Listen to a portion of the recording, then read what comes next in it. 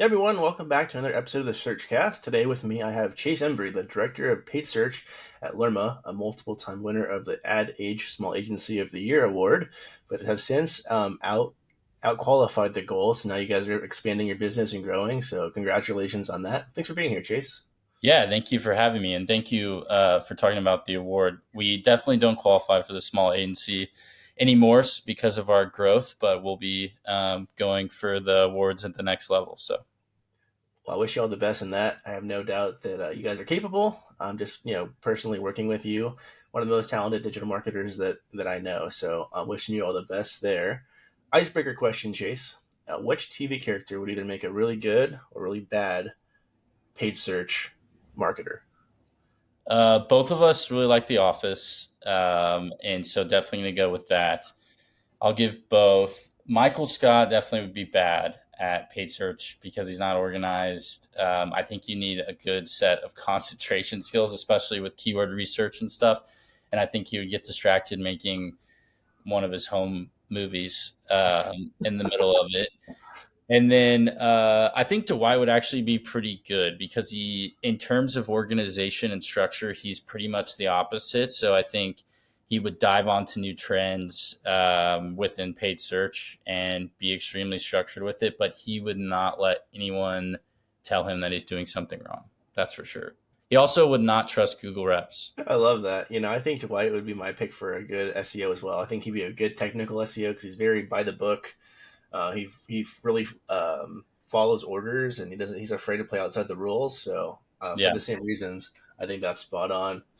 Another icebreaker question would be, what is your elevator pitch for what you do? If you go to a marketing event or a mixer or something, or you explain to your parents or your family or friends who don't understand digital marketing, you're like, I do paid search. Like, what do you tell them that job actually is and what you do for a Yeah. living? That's a good question. It's easier to answer it for people um, that are not in marketing. I usually tell them, those ads that you get at the top when you're searching for new shoes or something like that. Yeah, I do that. Or the ads that you get and you're trying to viciously skip on YouTube. That's what we do. And usually the response is like, oh, very annoyed or why do you guys do that? That kind of thing. But 9 times out of 10, they've probably bought something from those ads. And like, then we get into that conversation like, oh yeah, that's true. So It does work. It might be annoying or somewhat creepy with those retargeting ads. Anything you yeah, look at Amazon, you go to Instagram, and boom, it's right there. that But gets it's brought up a lot. Like, they ask me, do you really listen to like what we're talking about on our phone? Because I swear this one time I mentioned something and it shows up, and I just tell them, honestly, we don't know everything that they collect in terms of voice data. So yeah, it's not us doing that. That's the big yeah, companies themselves, right? So we're it's just not us. using the data provided. So Chase, how long have you been doing paid search? So technically, I graduated from college in 2019, but I actually started way before that. I had a really great internship at a Dallas agency called the Threadgill Agency while I was in school, and really got some hands-on work there. And it was enough, I would say, that I could get onto some contracting gig when I got back to school with a really small agency. And so I was in paid media there for about 10 months while I was still taking college courses, all that, really just learning what I was doing, figuring it out. Not everything was successful, obviously, but I got a little bit of a head start. And so that would have been about 2018. So what is that? 7 years almost? Oh wait, no. What's the math on that? 6 years? Yeah, six years. Yeah. Yeah. So in 6 years, how has paid search changed? From an SEO point of view, I know it's changed a lot, but from the paid search side, what's been consistent and what's changed the most? Yeah, a ton has changed. When I first came in, especially when I was coming out of school into my first agencies, there was a lot of manual bidding going on, controlling each bid individually. A lot of not necessarily like there wasn't a trust in Google's AI, the bidding algorithms, things like that. Also, keyword separation was a lot different. I remember diving into new accounts, and there would be phrase match and exact match in different campaigns, broad match too as well. Um, Obviously, match types have changed since then, but the big change was around 2020 when smart bidding really made a big push. Things like maximize conversion value for purchase value, things like that. A lot more trust in the Google AI system, and kind of how we talk about it now is um, it the it's almost like what Facebook has changed into. So there's a top level now awareness campaign on YouTube or on Facebook where they remove a bunch of the targeting parameters because the AI has gotten so good. It's going to identify these people without, you don't need to limit it at all. It takes the data from the pixel and identifies it. So Google AI now has changed in a way that we don't have to separate out keywords into different campaigns to control spending. Keywords of the same word but different match types can go within the same ad group, and the AI is smart enough now that it's going to pick the most cost efficient version to use for each instance. um, Another big change, which was probably right before 2020, was RSAs, which is the responsive search ad. So before we had just static ads, you can make, three of them, different variations, but there was one headline for headline one, there was one for headline two, but now we exclusively use RSAs. I think the old ETA ads got phased out maybe 2 or 3 years ago, but um, now you provide it with six options for headline one, and again, the AI kind of picks what's best per search query. So honestly, it's just been an improvement of Google AI.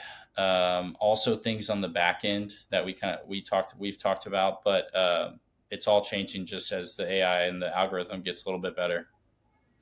Yeah, I think that parallels definitely on the SEO side of things too. AI is definitely a major player, a major contributor. But I know on the paid search side, it's not just about. I mean, number one, I think it's incredible the way that the AI can read the algorithm and the data to help yourself and your businesses that you're running ads for make those data driven decisions a little bit easier. So you're cutting Yeah. down on some time, which helps your business scale, which is amazing. But I know even for people that are self managing, there's little other tools AI is helping with things like the AI insights to help you write ad copy. Yeah. Have you tinkered with that at all?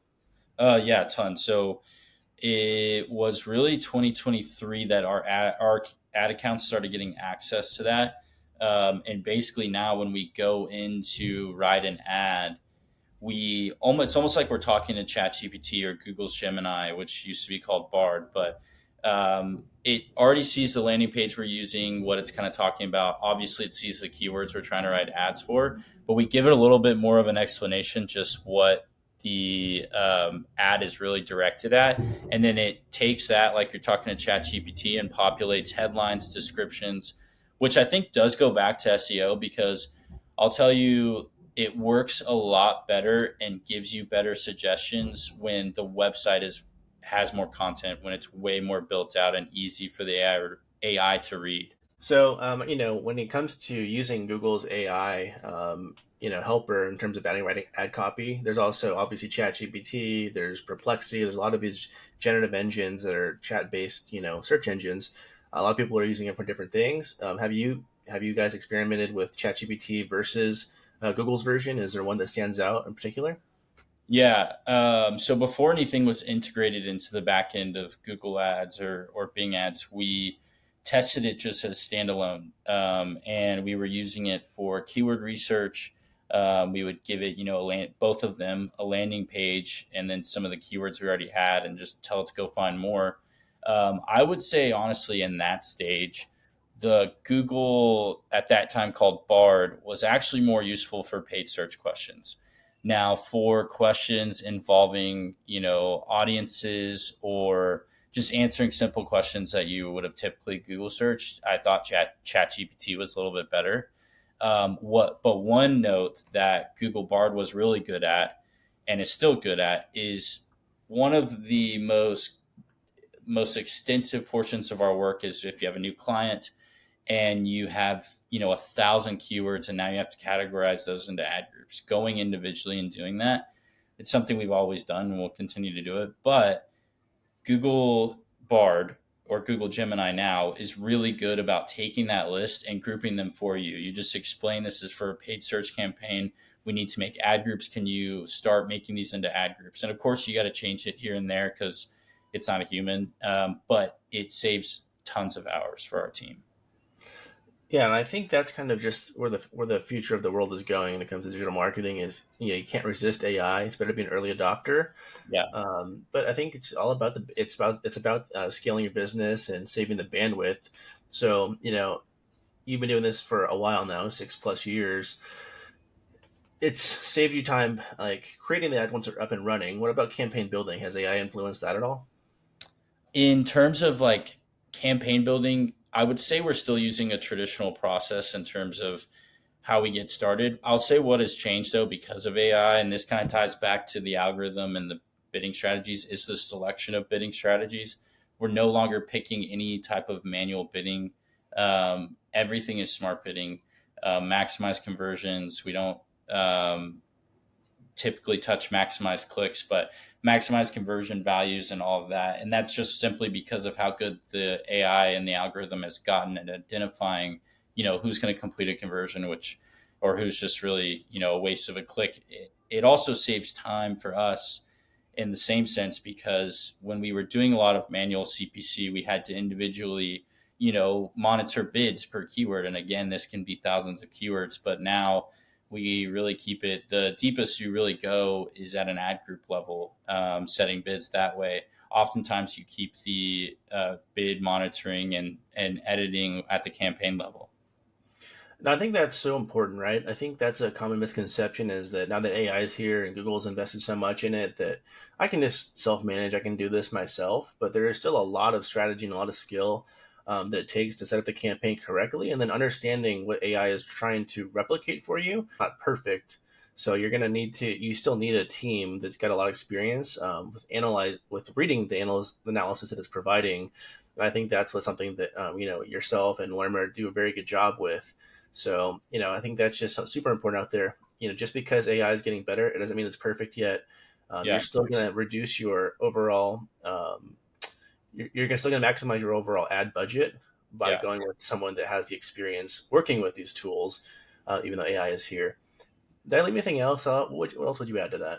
Yeah, a little extra credit to that. I think this is mainly for small businesses or maybe for people that they're a one man team for paid search, inclusive of what's being added on the back end when you're building ads. Google is now releasing two where if you don't have images, you don't have, video in that same description format where you give it an idea of what the business is about, it'll actually generate individual images for you to use in your ads, which we all know taking as much space on the search page as possible, right? Like that's beneficial to everyone. And so a lot of these small businesses, they don't have the team behind them to go and make pretty images, but if the AI is making something that, fits your business, it's definitely useful. And we haven't used it because obviously we're lucky enough to have a full service agency. So we have a creative team that works really hard to provide images for us to use. But every time I pass that section, I always think about how useful that would be for small businesses. Yeah, or like a freelancer or contractor, right? Someone that's getting into paid search for the first time. It's something worth leveraging and exploring Yeah. because, yeah, it can be so beneficial if you don't have the talent team behind you like you do at Lerma. So appreciate that, Chase. The world of digital marketing is always changing, whether it's SEO, whether it's paid search. But what you just mentioned with that owner that's running the business and the marketing themselves, or maybe they have a one-person marketing team. you know, uh, when it comes to investing in marketing, it's such a scary task for a lot of businesses. Not everybody can afford like a really good website that has e-commerce portion, right? It's a lot of upkeep, takes a lot of time, and you're not guaranteed ROI or ROAS. And I think Google's identified this, and they're making some changes to the Google Marketplace to help those businesses without an e-commerce section of the website. Do you want to talk about that a little bit? Yeah, so this is like pretty recent news, but it came out this week actually on Tuesday. And Google is testing letting you hook up your ads basically to bigger marketplace products. So that we do see even at clients of our size, some do not have products on the page on their own website for a variety of reasons. A lot of time it is just the management of that versus how easy it is to manage their Amazon listings, their Walmart listings, things like that. But Google is trying to make it easier for those people to also gain ground back on Google, because if you don't have your products on your website, you can't hook it up to the Google Shopping and the product feeds in that way. So very soon we're going to be able to actually link up products to marketplaces. So Amazon's a big one, obviously. That's the one that's been the conversation. But you already see Amazon ads actually come in at the top of, if you're searching for new shoes or something of that nature, you'll sometimes see an Amazon ad. That's actually an Amazon automated ad. Amazon is running that for the benefit of their clients on Amazon because they obviously take a commission. And oftentimes we run into where our paid search ad is below that, and then we see the Amazon ad above. It's actually taking traffic away from the website. And so we get asked by clients, well, can we just run our own ads to the Amazon listings? And in the past, we've not been able to, but very soon we will be able to. We'll be able to directly connect the Google ad account to Amazon, to Walmart. We don't know the full list of the marketplaces, but and run ads just like we would if it was a product on a website. That's also inclusive of, you've probably seen the product ads that are showing up on YouTube now, where you see YouTube ad and then the bottom of it is actually all the products listed. It's also going to be inclusive of that, which is going to be extremely useful. Speaking of YouTube, obviously, YouTube's always been a major player in terms of like a search engine itself.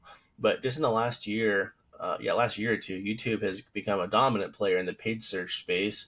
You Yeah. talk to any of the Google reps, and they're subtly pushing you to spend more and more on display. Yeah. Have you guys seen that same trend at Lerma? We have.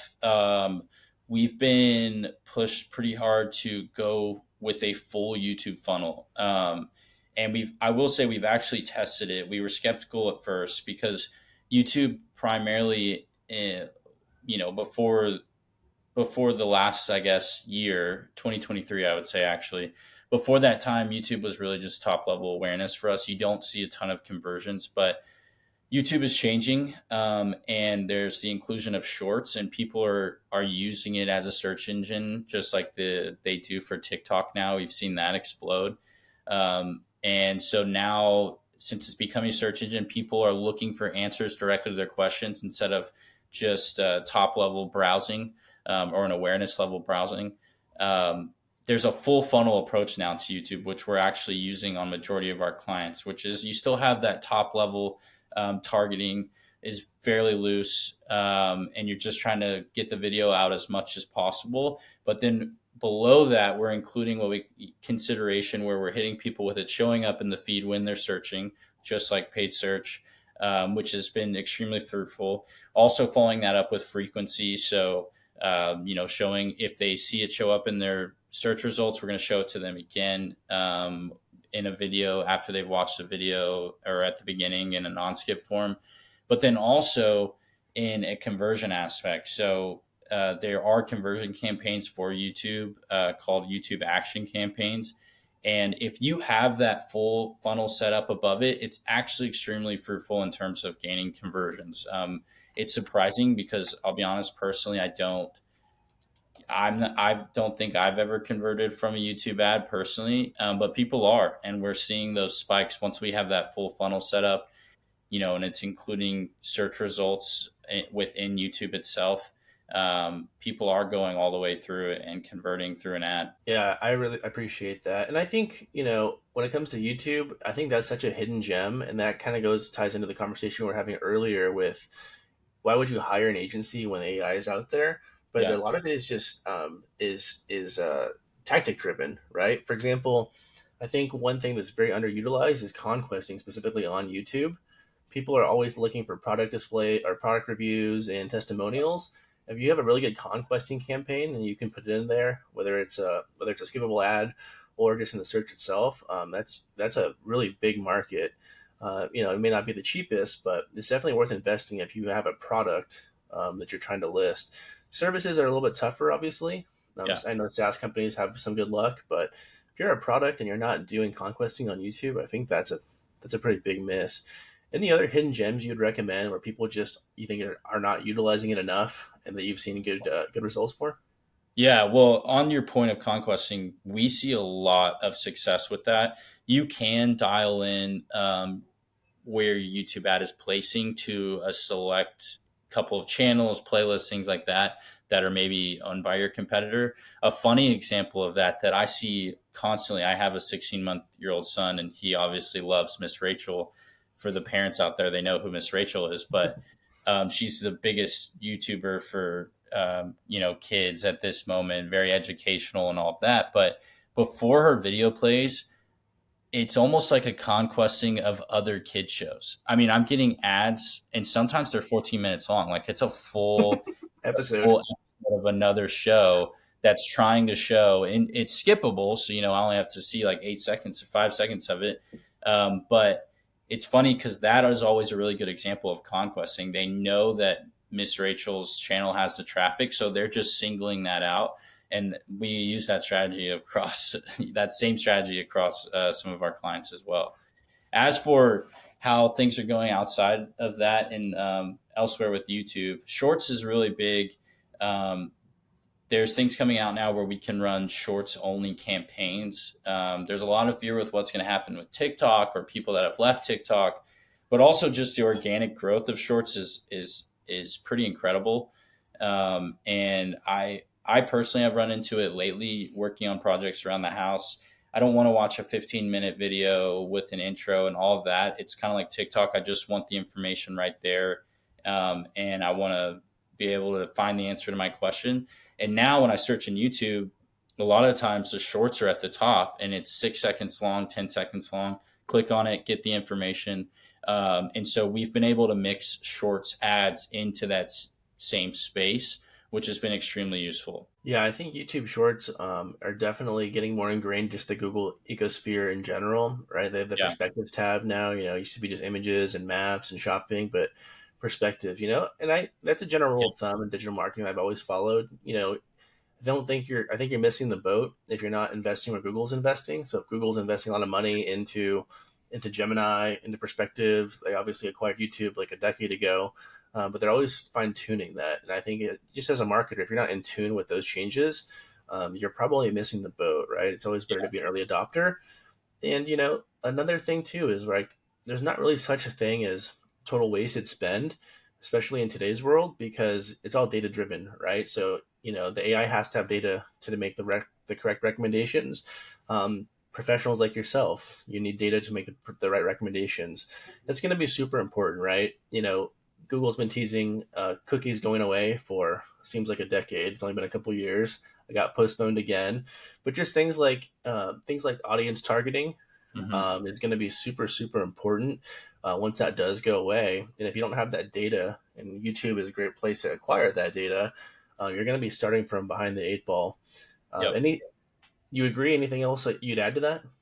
Yeah. So probably at the early of 2023, that Google did introduce a new tab for us on the Google Ad side called the Insights tab, which I think is a play into that because they're kind of prepping for things of that nature. But we can look at our YouTube campaigns and it starts classifying because it's all Google data. So it starts classifying categories and it's not necessarily giving us hard numbers in terms of this many people clicked or this many people from this category converted, that kind of thing. It's indexing them. So it's saying, your converting audience on YouTube or the people that view the video all the way through, they were 5 times more likely to be parents, or they were 5 times more likely to see what we see a lot of is, searching for financial advice, things like that. Or searching for retirement plans. So it just gives you these little snippets, not a ton of information, but it's actually been extremely useful for us in terms of keyword research, reflecting that into our paid search campaigns. Also for Performance Max, we are heavy users of Performance Max. I know there's a dark cloud around that, but because it is a little bit of a black box. But we take these learnings that we're getting from the Insights tab, and then now in Performance Max, you can set up an audience signal where you basically build a persona of the the ideal target audience. And so we take all of those insights, plug that into there. It almost feels like a Facebook lookalike audience to an extent. And just giving the Performance Max, an idea of who we're going after. Still is a little bit of a black box, but we have seen huge jumps in conversions when we do add those signals from the insights tabs. Yeah, and I think what you said is just it's spot on. But again, it all comes down to as much data as you can have at your disposal, the better your campaigns and the sharper they're going to be over time. But it is interesting that it's kind of a copycat world, right? Facebook audience is probably the standard and it has been for such a long time. Google is definitely good at it, but I think both tech companies understand that they're marketing to the same demographic, digital marketers, and if they use one, they likely use both. So the more similarities you can have is there. The analogy I would give is kind of like the fact that you can import your Google campaigns right into Bing. It's very seamless. So they are competitors, but yet they all kind of work together because they want their piece of the pie any way they can get it. Yeah. And being on that note, being released like 3 weeks ago, they released their own version of Performance Max. They didn't even change the name. It's just called Performance Max. So, and we are testing it, and it's been working absolutely great because Bink's a little bit cheaper. There's not as much competition, so we're getting a little bit better cost per conversion in there. So, Yeah, Bing's interesting, right? If you're, if you look at the demographic data for Bing, it's generally an older audience, but the older audience generally are homeowners. They might have a little bit more for in retirement. yeah. So depending on what your brand is, that's another hidden gem, right? It doesn't have the crazy market share, but if you can own that space for your brand, it's free conversions, right? So Yeah, and at Lerma, we've found it extremely useful. Some of our clients are pretty heavy in Bing because we have a heavy set of nonprofit clients, and so we do find people donating to nonprofits. They typically do skew a little bit older, more financially stable, and a lot of those people use Bing. So obviously, you're 6 years in, you're highly established, very knowledgeable. Appreciate you being on again. When you first got into paid search, like what were the resources you were using to learn? Like, how did you, if you look at your career trajectory, it's been a whirlwind, right? yeah, You're a director in 6 years, which is awesome. It speaks to your talent level, your ability to communicate, and it's been really fun to watch. Just from the outside as as a friend, as a colleague, as a peer. But going back in time, how did you learn paid search? Was there any like resources you continually use? Was it peer set? How did you do it? yeah. So going back to when I first graduated, I started at the place that I had mentioned earlier in my internship, the Threadgill agency. That was actually my first job. And it was a very small agency at that time. They've grown substantially since then, but it was really like three of us in the office. And because of that, I got to be hands on everything. And I found out really early that I liked paid search and I liked data analytics too. And I found out that paid search was somewhere that those could kind of go hand in hand, especially since most clients use Google Analytics and that can, Google Ads can flow directly into there. And so it was a really cool place that you could dive into data in depth. And so once I figured out that that was something of interest, I honestly was so young, I didn't understand that there was a career path just in paid search. But in my free time, I spent a lot of time on YouTube, just researching, issues I was having with accounts at work, better ways to use bidding strategies or structures of accounts. YouTube was really a home for me. A lot of people will do, they'll pay for a class, and I think that's great. I never did that. It was just all through pure research and on YouTube, a lot of Reddit, a lot of questions. I asked a lot of questions on Reddit, would make multiple handles and just ask questions because there are a ton of experts out there, especially within the Reddit, PPC subreddits that will answer questions for you within, very quickly, very thoughtful. They just want to spread the knowledge. So learned a lot just through peers. There was also a couple of people that, were kind of like mentors to me in a way. There were some people that I don't think they knew that they were mentors in a sense, contractors, for example, that agencies had that I would talk to a lot, and just get some one-on-one time with them and ask a lot of questions.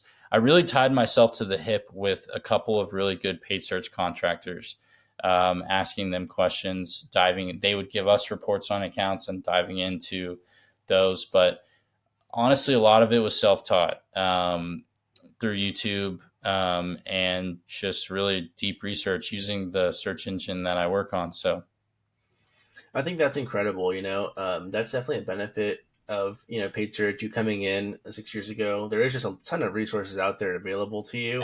There's really not a ton of excuses for people to be, I just don't know where to start, or I just can't.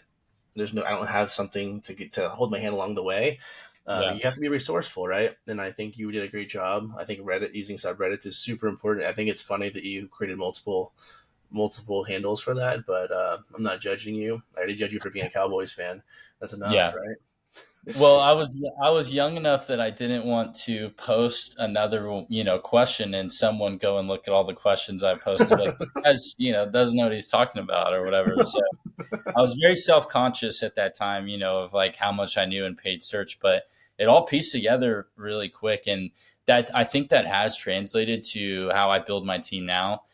We have hired a lot of people straight out of school, and they're coming onto a paid search team at LERMA where we do search and YouTube, and that's it. So I think when I was their age, I was scared to ask a lot of questions, which is why I used Reddit, right? But I try to make an environment where there's no question is a dumb question, because I would rather them ask me a question they think is dumb rather than spend like an hour looking on Google, for that answer that I could answer in 5 seconds. No, I think that's great, and that's kind of what I was going to go to next. Is now that you you manage your team, you're a director, you're hiring people. What are some traits that you look for? You're like, I think these are some of the traits that are going to make someone that's an asset to my team. Yeah. It depends on the level. I love hiring. I really do. I love hiring. Finding when you find that right person, right away.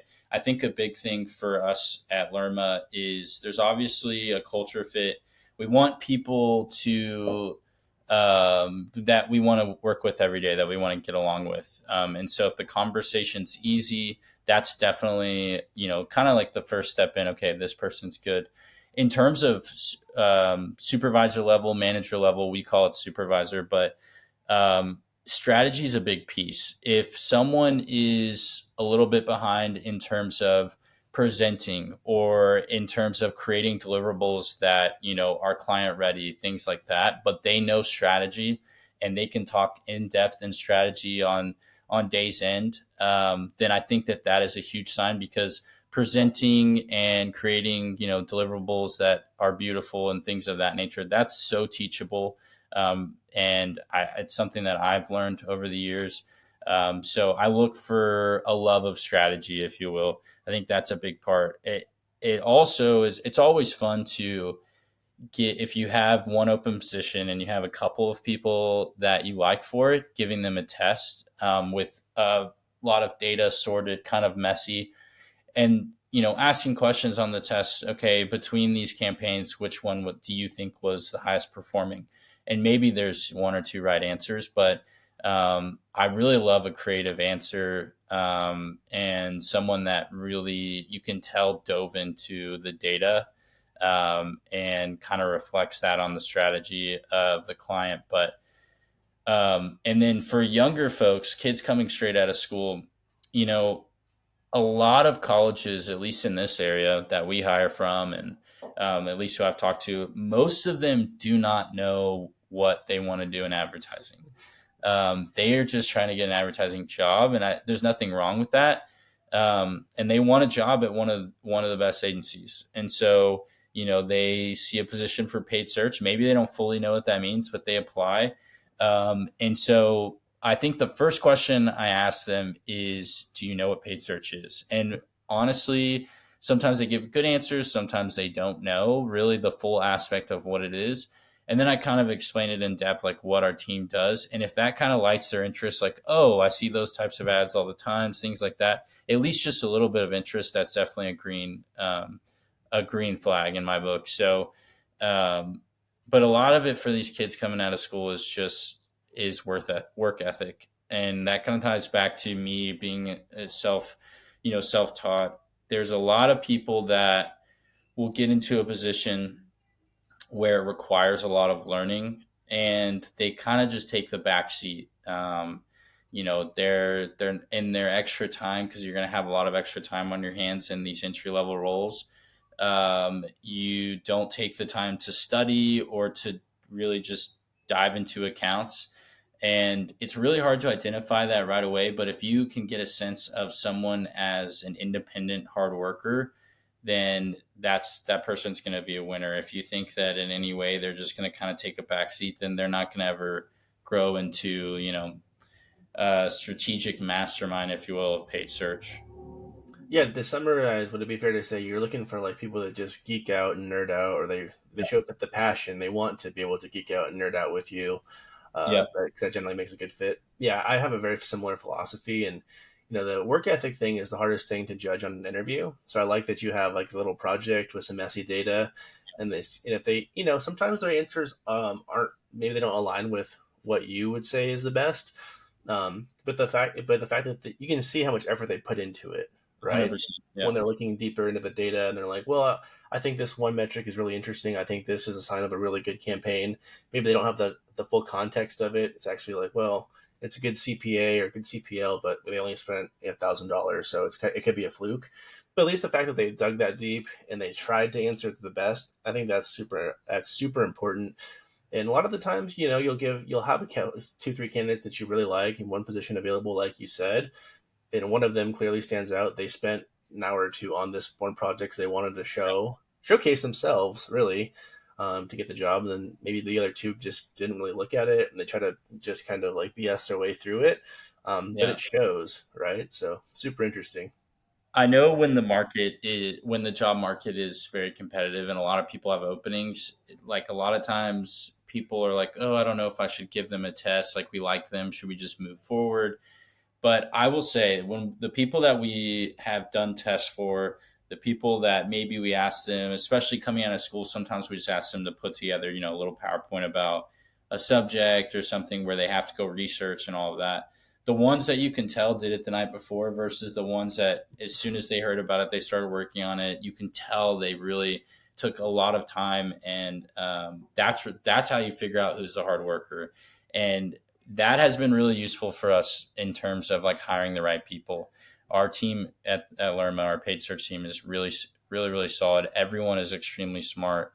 Even the kids straight out of school, I mean, they are just killing expectations. They're hungry. Yeah, they are. They are. Yeah, I think the way I do this, I do a similar process when I hire. It's really just a two-step process. The first one's culture fit. It's about 30 minutes long, and the key for me is like when that 30 minutes hits, did we have a lot more to talk about, or did it was like 30 minutes was like a good amount of time because the Understood. conversation was just not really going very well. And the second one, I like them to present a strategy. They can build a deck, they can screen share however they want to do it, but I want to see that they understand the three pillars of SEO. In my case, technical offsite content, and like to your point, you can totally see who's been working on it for a while versus who threw it together 10 minutes before the call. Yeah. The other thing I would tell people is I don't give them a due date. I'm like, the next interview is whenever you want it to be. Just this is the outline of the presentation, and here's the expectation. It's an hour long, 30-minute presentation, 30 minutes of just Q&A back and forth, and then I let them dictate. Right? If they schedule it within a week and it's really well done, then they really want this job and they showed Mhm. the initiative. Sometimes you just don't hear back from people, and that's fine too, right? But I think I've had really good luck with retention doing that methodology and hired some really talented people and teams, and I think you have a similar approach. So totally respect Yeah. it and totally love it. As we're wrapping up here, Chase, predictions for 2024 for the world of paid search. Do you have any hot takes? Yeah, one is easy, and that's going to be the integration of these Chat GPT or the Google Gemini at the top of search results. If you're part of like the Google Search Labs already, you can already see it. You type in a question into Google, and the Google Gemini answers it at the top, and then you have your search results. But they are testing ad placements within that. As much as people are going to hate that, there are going to be ads wrapped into that. So that's how they make money, and that's not going to go away. I think a big part of that is going to be the SEO of your website, honestly, so that the AI results can get the correct answer that correlates to your website, because it is going to cite sources. That's going to be a huge part. I also think that ads are going to become more integrated with organic, along with the AI answers. There have been a couple of people that have spotted testing in terms of organic listings showing up first and then a search ad kind of integrated inside of that. Um, and then lastly, my prediction is I think that Performance Max is going to take another step. We saw a big step up at the end of 2023 in terms of visibility, what was available. We could, add negatives to Performance Max, which we didn't have the possibility in the beginning.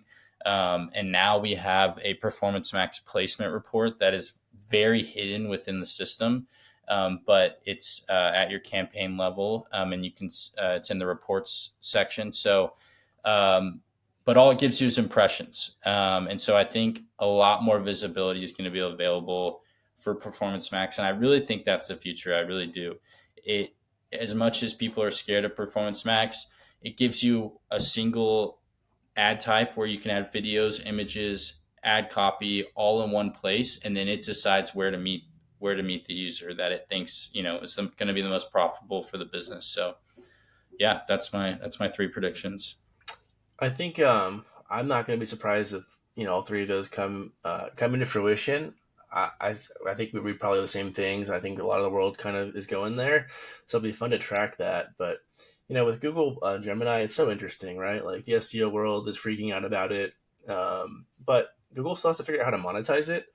Yeah. So I think it's definitely going to impact paid search first, and then it'll impact SEO. Because once Google can start figuring out how to monetize the geo, it'll be very interesting. My hot take is, I think that I think Gemini does roll out in 2024, but I don't think it's going to work like it is now. I wouldn't be surprised to see it instead of like the featured snip, the people also ask. I wouldn't be surprised if that gets replaced with a geo, so it's a little bit further down, so it doesn't touch the paid search.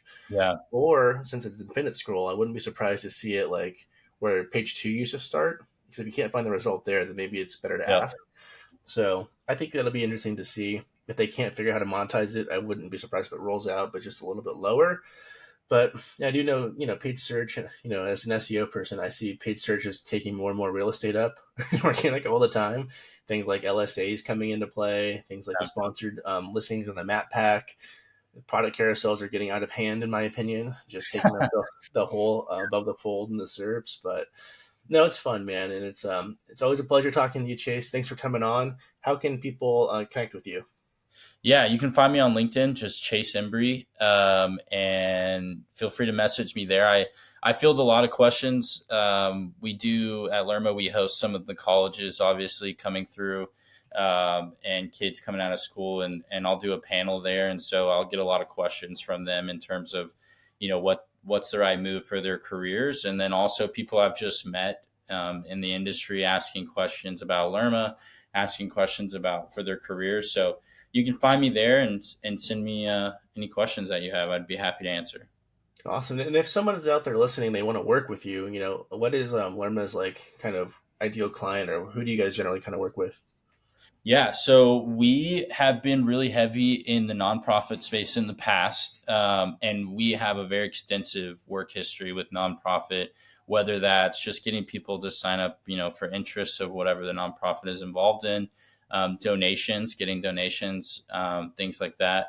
But we also have, we have other niches as well. So we're in the grocery space where we do Amazon ads, Walmart ads, anything of that nature.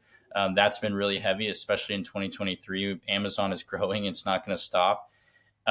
We are also in the app space, so we do run campaigns that are promoting apps, whether that's Apple search ads, just promoting it through Facebook, anything of that nature, getting people.